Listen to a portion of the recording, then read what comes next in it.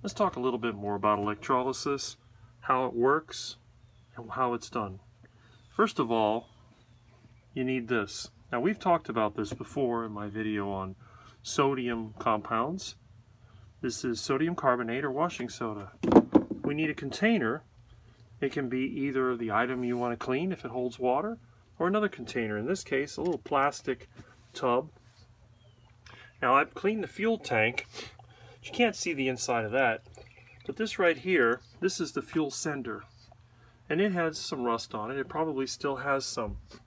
What I want to do is just get a pretty good idea of how well it's being cleaned. So we're going to go ahead and get the garden hose, and we'll turn that on and put some water on here.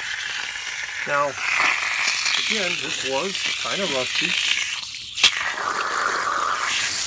We'll wash this off a little bit. Okay. Now, it looks like it is cleaning. See? This was pretty rusty, but taking a look at it, you can see the rust is going away, and also some of the greasy diesel residue is coming off. And the reason is simple. Sodium carbonate is a very alkaline solution, and as you know, alkaline solutions are used to make soap. So in this case, we're doing two different things. We're performing electrolysis, which means, as you can see, the negative side coming from this battery and battery charger goes to the item we want to clean. Now the positive side is going to a couple of old cans. Let me show you what they look like. Look at that rust. So what's happening is these cans, they're being oxidized. You can see the rust just coming off of them. Also, the water is a little warm. Notice that one side is still relatively clean. This side here, this one wasn't making good contact. But look at this one. So we'll ditch this. We're going to put this can in. Then we'll go ahead and we'll clamp the positive terminal to the can.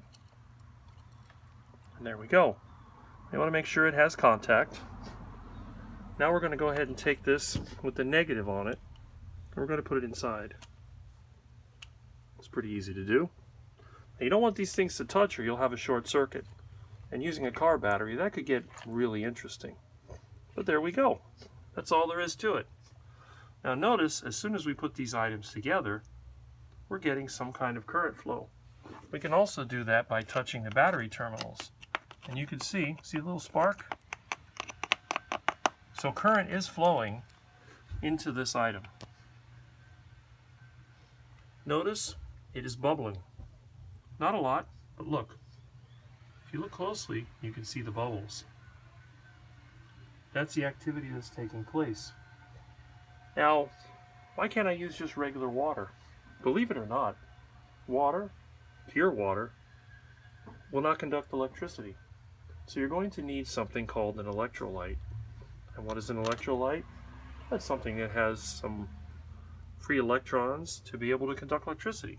And when you add things to water, that's when you get the motion of electrons. And look, see? Now, the bad thing is the positive side is going to corrode, so you really don't want to have your jumper cables sitting in there. I'm going to go ahead and disconnect the battery so I don't shock myself. Let me set this over here. This is pretty primitive. Okay. Now what I'm going to do, I'm going to put this out of the water, and then we'll go ahead and reconnect the negative line. And there we go. Now the jumper cables are not inside the solution, so they're not going to rust. This can will rust, but the can is garbage anyway. It's going to go in the recycle bin. And look, it's bubbling. So we know it's working. Now this process can be used on any metal item, even this old file cabinet. If I could put it in a container big enough, I'd hook this to the negative side, put some metal around it, hook it to the positive side. It would strip all of the rust off. And the way it does it is by putting electrons into the oxidized metal. Remember, oxidation is losing electrons. So it's very important that you have your polarity correct or you'll rust the part more. This can also work on items that are frozen solid. In fact, the trailer hitch out of my truck when I got it back in 2008, it was stuck in a receiver. I performed electrolysis, and I was able to remove it just by tapping it a few times, even though the man that had it before me tried to pull it off by attaching it to a tree. That, of course, did not work. So anyway, that's electrolysis, and again, very simple. You can do it yourself. All you need is a little bit of that washing soda, some water, a container, hook it up. Now, for those of you carnivores out there, you might want to use cast iron cookware like I do. Sometimes even stainless steel cookware can be cleaned this way. This allows you to remove rust off a cast iron, and it can also help remove grease from other cookware.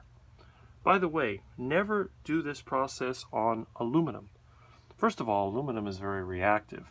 So if you put it in an alkaline solution, for example sodium hydroxide, it will dissolve. And when you put power to an aluminum item, electrolysis will happen much faster. And even if you put it on the negative side, the aluminum is so reactive that it will come apart. So don't do it. And last but not least, there's a phenomenon called hydrogen embrittlement, in which case hydrogen, which is put into the item to eliminate the rust, can cause the item to become brittle and fractured. This isn't a problem with steel generally, unless it's hardened steel, but it is definitely a problem with aluminum. So don't use this process on aluminum. Use a mild acid instead. Anyway, thanks for watching.